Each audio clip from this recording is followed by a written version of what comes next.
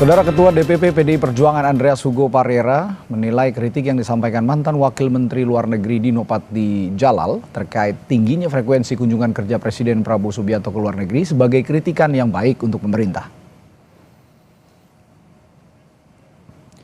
Andreas bilang latar belakang Dino yang sebelumnya menjabat sebagai Wamenlu menandakan dirinya memiliki pengalaman dalam dunia diplomasi dan kritiknya perlu dipertimbangkan.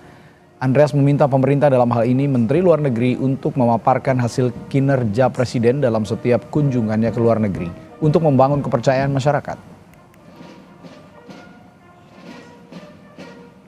Masukan-masukan untuk Presiden, karena Presiden juga menyampaikan bahwa dia terbuka terhadap kritik baik dari PDI Perjuangan, artinya dari partai maupun tentu dari masyarakat gitu.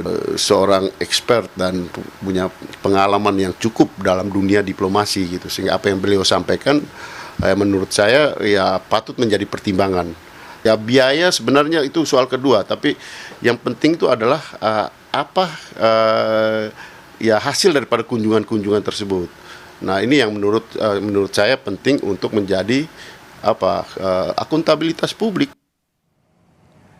Sementara itu, Wakil Ketua Umum Partai Gerindra Habibur Rahman sebut kritik yang disampaikan mantan Wakil Menteri Luar Negeri Dino Patijala terkait intensitas kunjungan Presiden Prabowo ke luar negeri kurang etis. Habibur Rahman bilang model komunikasi Dino yang sebelumnya pernah menjabat sebagai Wamenlu kurang tepat dalam menyampaikan kritikan. Habibur Rahman meminta Dino untuk menghormati pemerintahan Prabowo yang tengah menjalankan tugasnya saat ini.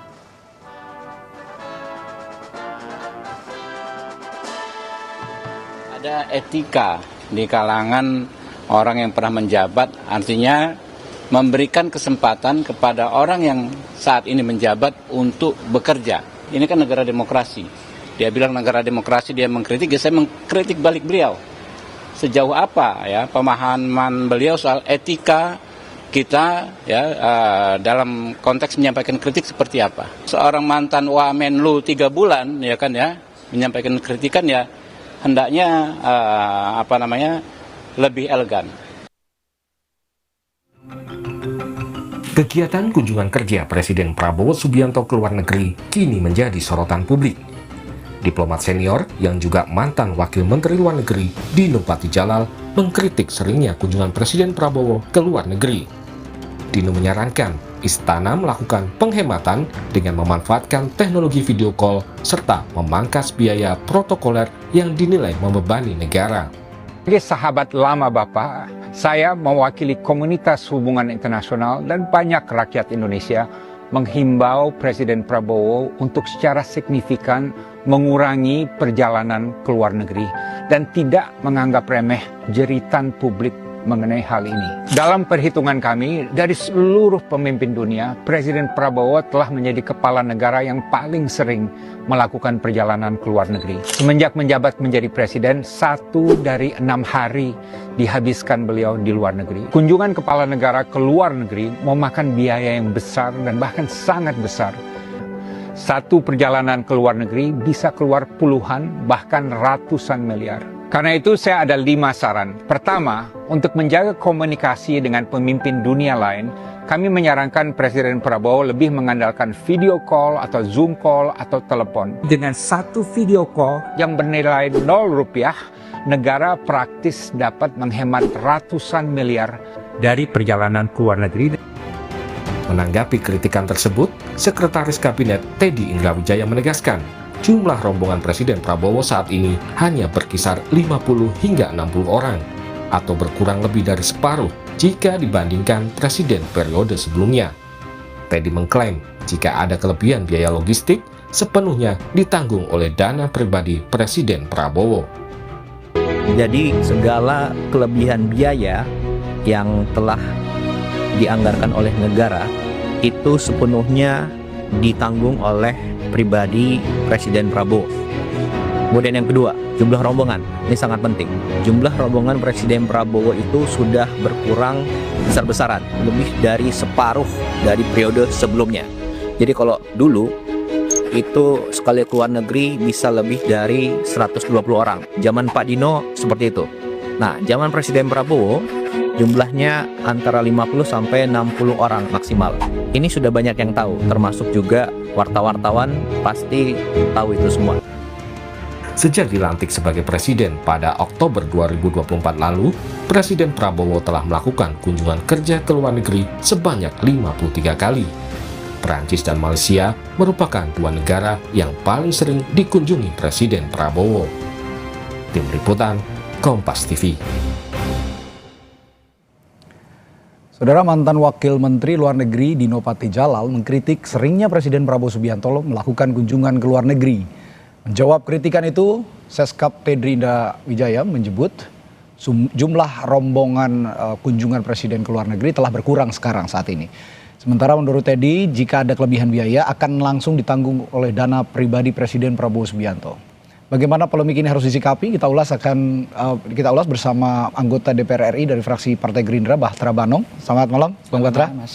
Dan nanti juga ada peneliti Posdem Universitas Andalas yang akan bergabung melalui sambungan virtual, Ferry Amsari. Ya, saya ke Bang Bahtera dulu kalau begitu. Ini ada kritik dari mantan Wamenlu, Pak Dino Patijalal. Tapi saya ingin tanyakan, dari perspektif Anda sebagai anggota legislatif yang mewakili fraksi Partai Gerindra juga di DPR, apakah Gerindra juga melihat kritik Pak Dino ini sebagai upaya membatasi kewenangan eksekutif Presiden atau justru murni masukan untuk upaya diplomasi Presiden? Ya, tentu kami ingin mengatakan bahwa kami menghargai, menghormati setiap masukan kritik dari berbagai pihak dan terutama dari Pak Dino Patijalal. Ya. Di era demokrasi ini itu sesuatu yang lumrah dan kritik itu bagi kami Partai Gerindra dan kebetulan Ketua Umum kami juga sebagai Presiden Republik Indonesia, bahwa itu sebagai vitamin untuk pemerintah agar terus mengingatkan kepada pemerintah sehingga pemerintahan kita bisa berjalan sesuai dengan rule dan sebagaimana apa yang menjadi harapan Presiden Prabowo. Namun secara pendapat tentu kami berbeda dengan Pak Dino, ya, bahwa menyederhanakan sesuatu kunjungan Presiden ke luar negeri cukup misalnya by phone ataupun Zoom, itu tidak bisa kita sesederhana itu, karena negosiasi, jangankan negosiasi antar negara, antar perusahaan aja perlu pelibatan secara fisik, pertemuan secara fisik. Maka dari itu wajarlah Presiden Prabowo kemudian berkunjung ke luar negeri secara fisik, karena tentu di sana ada negosiasi yang harus dilakukan. Kalau misalnya dilakukan via phone ataupun Zoom, tentu tekanannya juga sangat berbeda. Selain itu, Pak Presiden juga kan tidak datang sendirian. Pak Presiden selalu membawa rombongan, bukan hanya dari pemerintahan, tetapi dunia usaha juga diajak untuk berkunjung ke sana dalam rangka mencari peluang-peluang investasi apa yang bisa dilakukan di Indonesia. Dan terbukti dengan kunjungan langsung Presiden ke beberapa negara. Kita tahu sendiri bahwa selama satu setengah tahun terakhir ini, mulai dari tahun 2025 sampai di kuartal pertama 2026 ini, kira-kira kurang lebih sekitar 4.230 triliun yang nilai investasi yang dihasilkan dari luar negeri. Artinya keberadaan Presiden secara langsung berkunjung ke negara-negara itu menghasilkan sesuatu yang nyata bagi bangsa kita. Jadi menurut hemat saya tidak bisa kita sederhanakan hanya sesimpel itu. Dan hasil yang Anda ungkapkan tadi 4.000 triliun lebih itu tadi ya, itu kan tadi juga ada masukan dari anggota DPR dari PDIP, Bung Andreas Hugo Parera, bahwa sebaiknya hasil-hasil itu juga diungkapkan ke publik secara transparan sehingga publik tahu sebagai bentuk pertanggungjawaban ini sudah dilakukan oleh Presiden begitu. Itu apakah sudah dilakukan? Kita melakukan itu, kami juga sudah mempublikasi ya, terutama misalnya di Pak Seskap sudah menyampaikan, terus kemudian kami di media Gerindra juga menyampaikan bahwa terutama kunjungan terakhir ini Presiden Prabowo ke Perancis, dari segi saya akan membacakan ya secara detailnya supaya kita enggak dan itu bisa diakses oleh publik. Bisa diakses oleh publik. Kita melihatnya bahwa untuk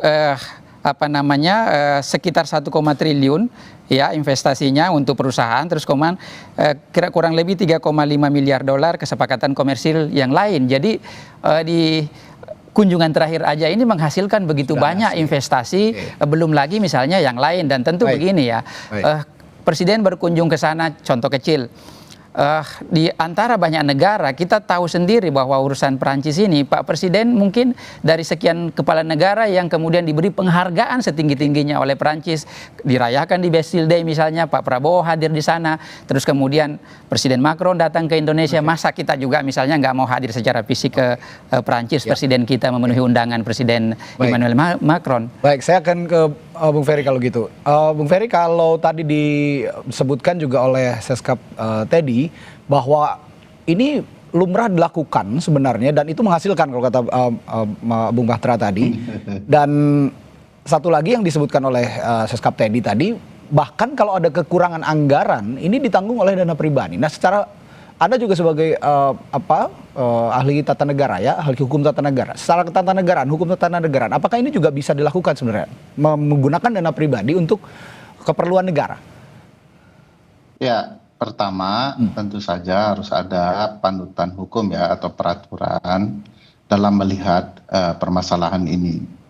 Satu, saya merasa perlu juga Seskap Teddy atau teman-teman di Gerindra membaca peraturan Menteri Keuangan nomor 164 tahun 2015 tentang tata cara perjalanan dinas pejabat termasuk presiden di dalamnya. Nah, di dalam ketentuan itu diperhatikan pasal 3-nya ada beberapa prinsip perjalanan dinas. Satu, harus selektif. Jadi harus dipastikan betul sebelum berangkat, keberangkatan itu memang penting bagi presiden untuk datang. Agak janggal di mata publik kalau kedatangan presiden ke Prancis itu berkali-kali. Betul tadi contoh Presiden Emmanuel Macron datang, tapi kan baru sekali. Ini terlalu sering datang juga perlu dipertanyakan dalam rangka apa.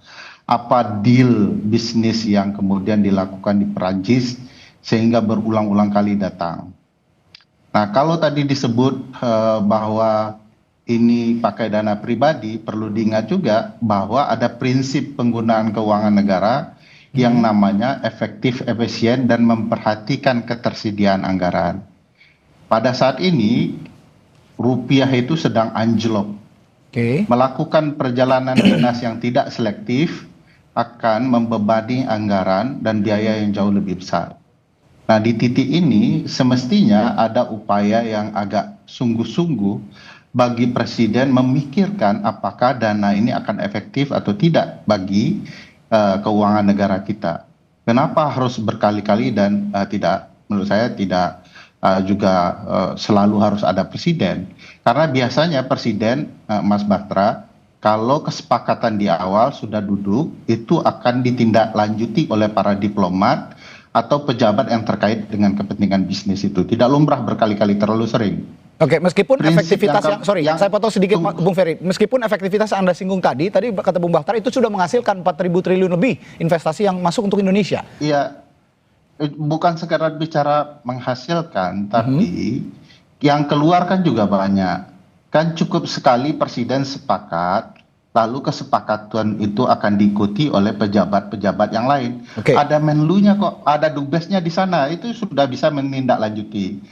Keempat yang perlu diperhatikan adalah prinsip transparan. Tadi dikatakan pakai uang pribadi, ini nggak masuk akal dengan kita. Ini namanya perjalanan dinas atau perjalanan pribadi.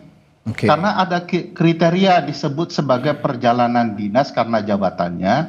Nah, ada yang bicara perjalanan pribadi. Jangan dicampurkan dua uang ini, uang pribadi atau uang negara. Dan kalau diingat, kalau itu benar-benar perjalanan dinas yang berkaitan dengan kepentingan negara, tidak boleh ada uang pribadi di dalamnya. Ada aturan yang mengatur soal itu? Nah, makanya saya bilang baca peraturan Menteri Keuangan yang dibuat oleh... Jadi makanya disebut tadi PMK ya, Peraturan Menteri Keuangan nomor 164 tahun 2015 diubah dengan PMK 81 gitu ya, yang kemudian harus detail baik-baik dipakai. Percampuran uang pribadi dan uang negara itu tidak diperkenankan, Mas.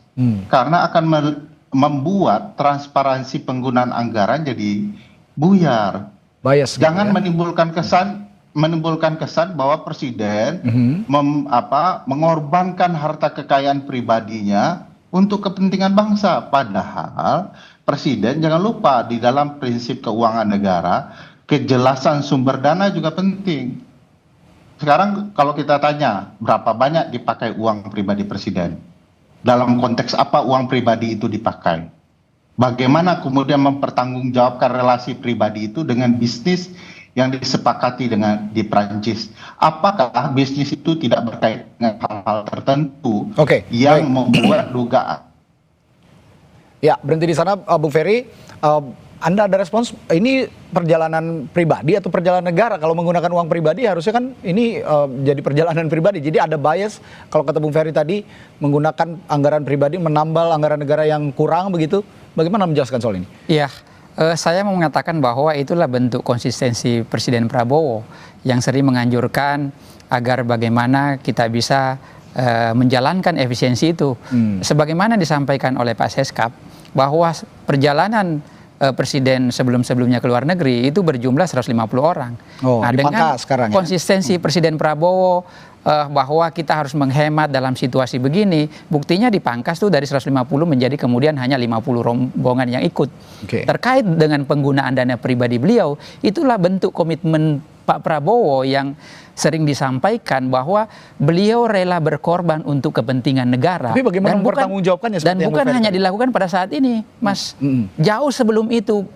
Yang menyangkut urusan negara, Pak Prabowo jangankan selalu menyampaikan pada kader Partai Gerindra, kepada kami, jangankan uang, nyawa pun beliau siap kalau untuk kepentingan merah putih, kepentingan bangsa dan negara. Itulah bentuk komitmen beliau. Bagaimana berkomitmen selain tadi menjalankan efisiensi itu, di sisi lain beliau rela berkorban. Tapi bagaimana mempertanggungjawabkan seperti yang dibilang Bu Ferry tadi, peraturan Menteri Keuangan yang mengatur tidak boleh sebenarnya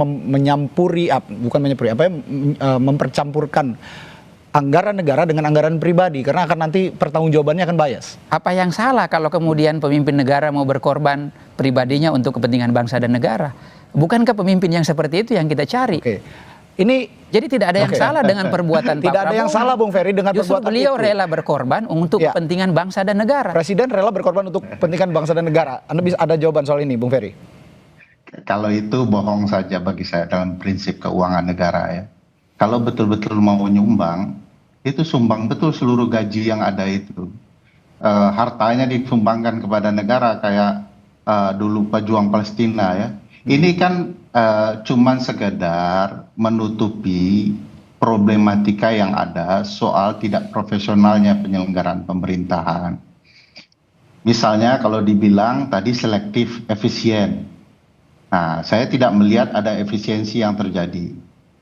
Kalau dikatakan dulu pejabat banyak, kan bisa dibuka juga. Dulu pejabat itu siapa saja, dalam kunjungan apa, dan seberapa banyak dana.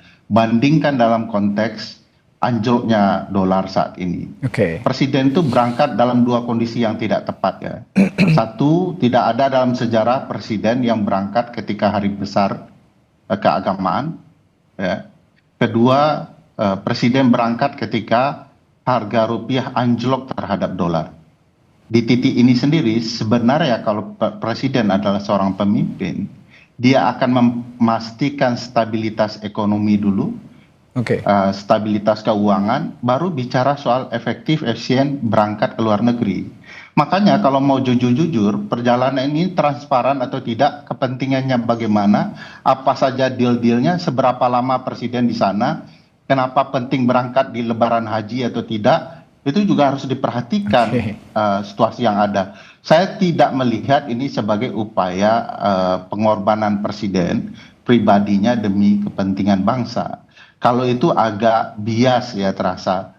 Karena kebutuhan perjalanan dinas itu harus dilihat betulkah itu dari anggaran pribadi presiden atau orang lain yang menyumbang. Kalau berani buka saja, itu rekening pribadi presiden atau tidak yang menyumbangkan sisa kekurangan itu.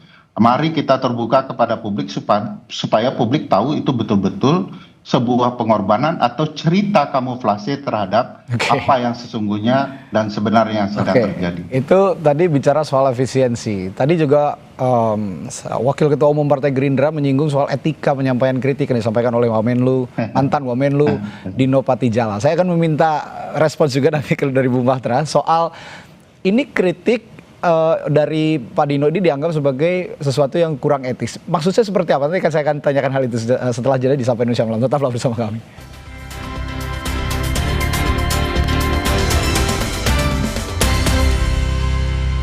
Bincangan bersama anggota DPR RI dari fraksi Partai Gerindra, Bahtera Banong, dan juga ahli hukum tata negara dari Universitas Andalas, Ferry Amsari. Saya tadi ke Bung Bahtera bertanya soal atau meminta respon soal tadi Bung Habibur Rahman mengatakan bahwa kritik yang disampaikan oleh Pak Dino Patijala sebagai Wamenlu ini kurang etis sebenarnya. Bagaimana maksud yang dimaksudkan oleh Bung Habibur Rahman tadi menurut Anda? Ya, sebelum saya ke situ saya ingin sedikit menanggapi soal Bang Ferry tadi ya. Seolah-olah ke sana tidak ada dampak yang nyata atau sesuatu yang dibawa misalnya berkali-kali. Dengan berkali-kalinya berkunjung Presiden ke Perancis, artinya hubungan kita dengan Perancis sekarang menjadi partner membership komprehensif yang tadinya misalnya jumlah kesepakatan kita antar negara hanya beberapa bidang, sekarang kan meluas sampai di pertahanan, selain ekonomi juga misalnya di sektor pendidikan, di sektor transformasi soal pengetahuan digital yang lain-lain. Artinya kan dengan mungkin kalau dilakukan secara by phone atau misalnya Zoom tidak mungkin bisa seluas itu kerjasama kita dengan Perancis. Tapi saya sedikit memotong. Tadi isu yang paling utama saat ini dialami oleh Indonesia adalah melemahnya rupiah. Nah, adakah dampak dari kunjungan-kunjungan itu untuk juga ikut secara positif memperkuat rupiah dan juga pasar? Misalnya? Justru itu ya, jangan dilihat instan ya. Pak Presiden Prabowo kenapa berkali-kali berkunjung ke negara-negara lain? Contoh kecil, taruhlah misalnya Presiden kita selama ini malas berkunjung ke negara-negara lain. Ketika misalnya ada kejadian, warga negara kita, kasus kemarin yang ditahan, tidak mungkin bisa secepat itu kita bebaskan melalui lobby-lobby.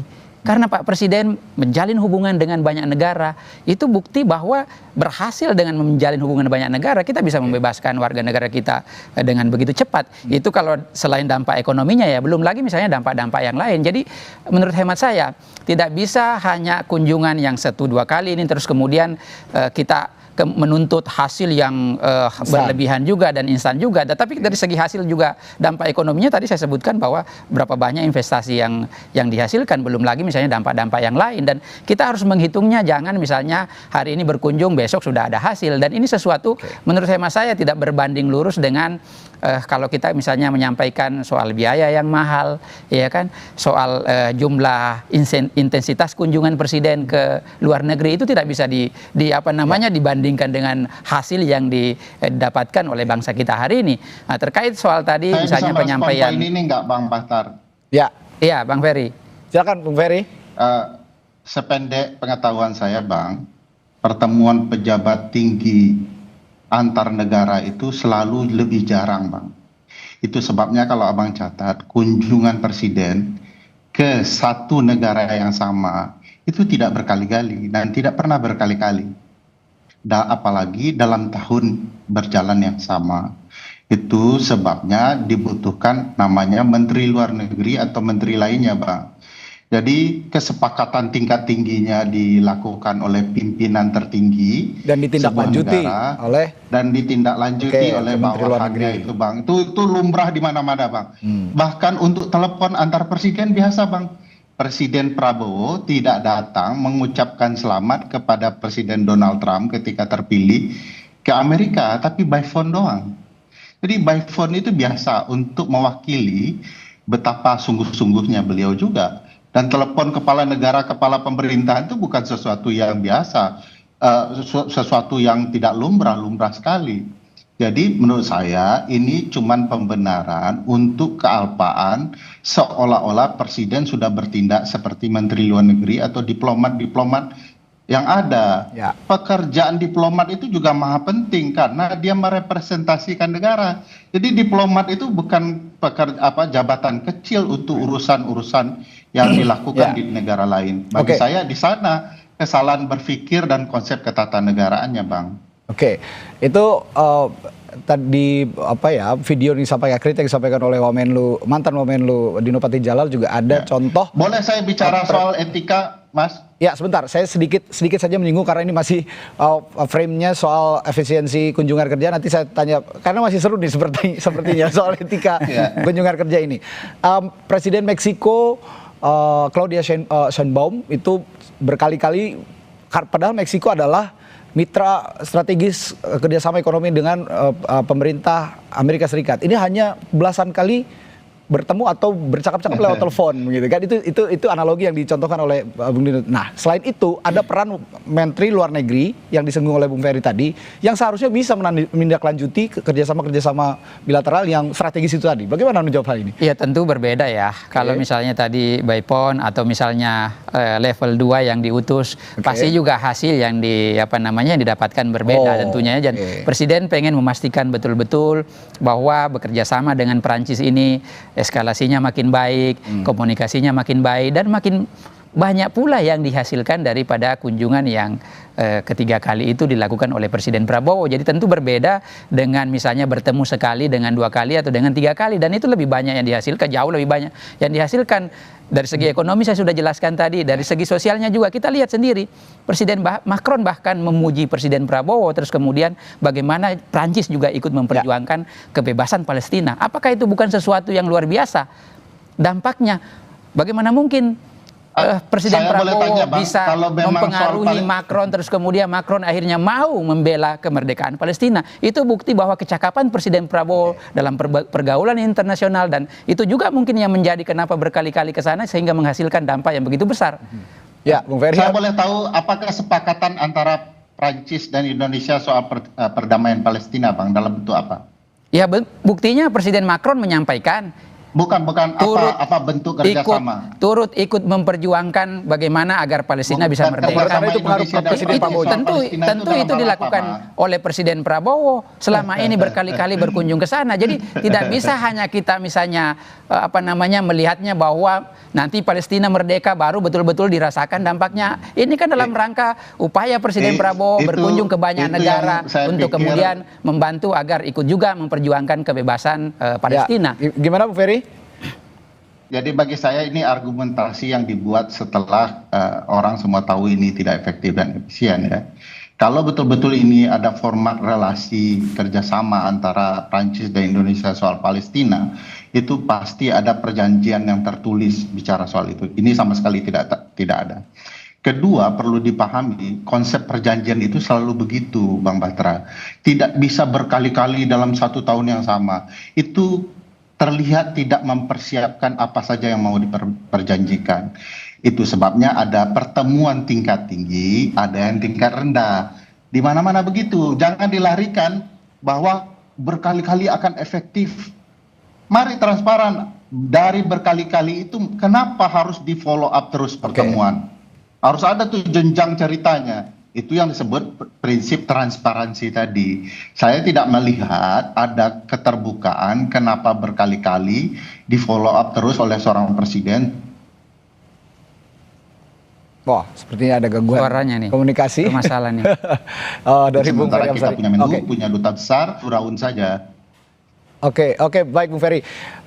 Terakhir saya tadi masih menyinggung soal etika, tadi saya belum terjawab oleh Bung Batra. Bagaimana Anda menjawab apa maksud yang dilontarkan oleh Bung Habibur Rahman soal itu tidak etis, kritik yang disampaikan oleh mantan Wamenlu Dino Patijalal? Ya tentu saja ya, lagi-lagi saya mengatakan bahwa kita menghargai semua pendapat, kritikan, masukan, tetapi tentu juga harus yang berbasis data, tidak bisa hanya sekedar misalnya menyampaikan Pak Dino mengatakan bahwa soal pemborosan tadi kita jawab dengan transparansi. Kalau Bang Ferry tadi minta transparansi, buktinya selama ini tadinya 150 orang rombongan dikurangi menjadi 50. Apakah itu bukan dari bentuk dari transparansi efisiensi?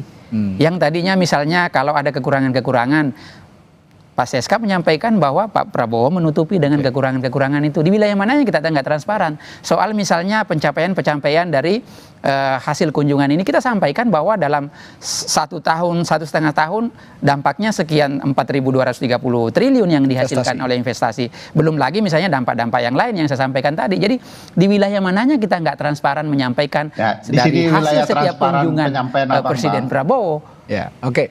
Gimana Bu Ferry? Abang tidak menyebutkan ketika kunjungan presiden sebelumnya itu harga dolar masih di atas 11.000 rupiah.